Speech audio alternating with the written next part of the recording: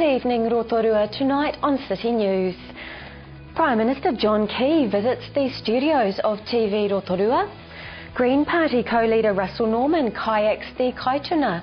And we preview the weekend's Baywide rugby games. Those stories and more in detail up next on City News. The Prime Minister John Key was in Rotorua today, hosted by MP Todd McLay. The Prime Minister spoke at Selwyn School as part of their Literacy in Schools Week. He chose to visit Selwyn School after students Casey Sander and Sydney Rameka wrote letters requesting a visit. The Prime Minister also attended other events, including a visit to the studios of TV Rotorua. We will have full coverage of that in Monday night's City News. Green Party co-leader Russell Norman was also here today, continuing his National Dirty and Threatened Rivers rafting tour. Dr Norman was in Rotorua to highlight water quality issues and to discuss the threat to rivers by hydro schemes. He says, unfortunately, the Kaituna River has both pollution problems and is threatened.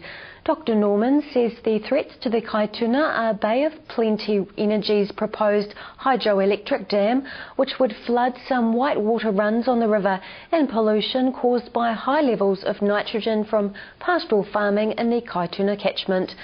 Locals also discussed their freshwater concerns with Dr Norman. A group of Rotorua Girls High students left yesterday for a 2-week study tour of China. The tour is an exchange with the Taiyuan language school. Girls High principal Annette Joyce says the girls are very excited.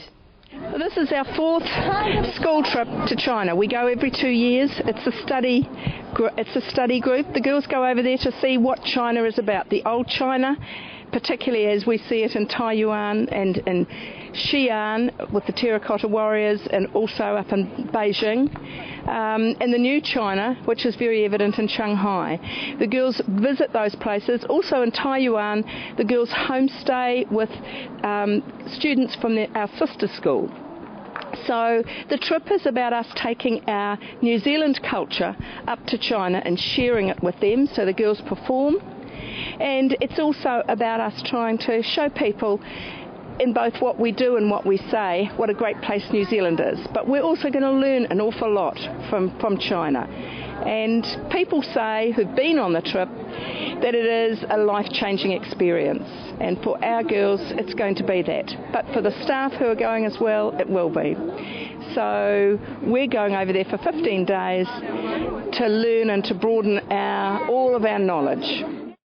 In sport tonight, the Magic survived a scare last night to win against the Canterbury Tactics 53-49. In a game that was tied 25-all at half-time, the Magic managed to open up second half to take out an unconvincing win.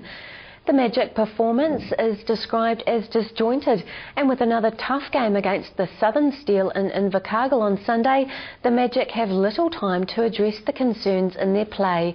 However, huge crowd support at the Energy Event Centre by Rotorua fans of the Magic should help dispel concern that the fans here don't go to games.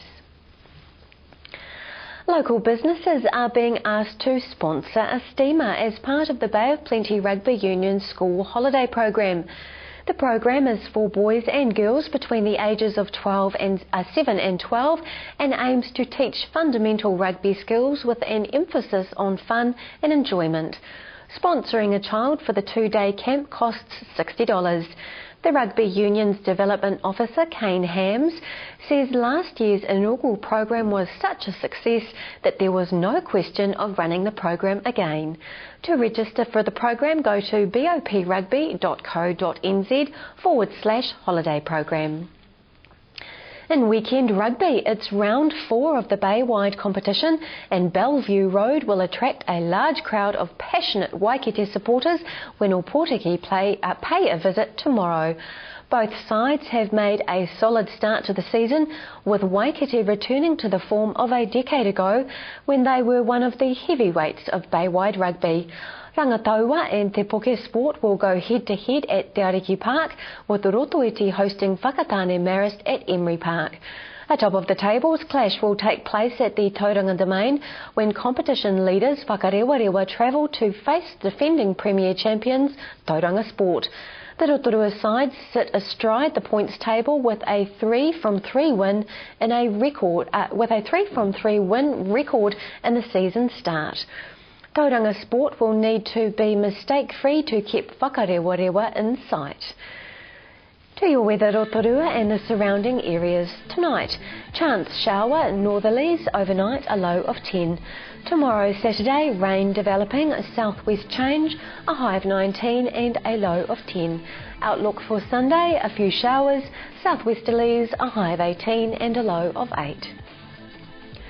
Marine forecast for Lake Rotorua for Saturday, northerly 10 knots rising to 20 knots in the afternoon, waves rising to half a metre, drizzle turning to rain by evening and visibility becoming poor. If you've missed any of tonight's bulletin, you can watch it again by going to tvrotorua.co.nz and click on the View Latest City News link, or to view what's on in our city, click on the Upcoming Events link. Coming up after the break, 2 more future leaders. We talk with Boys High head and his deputy. Amanda has what's on, and we find out about the Easter weekend's Te Arawa Games.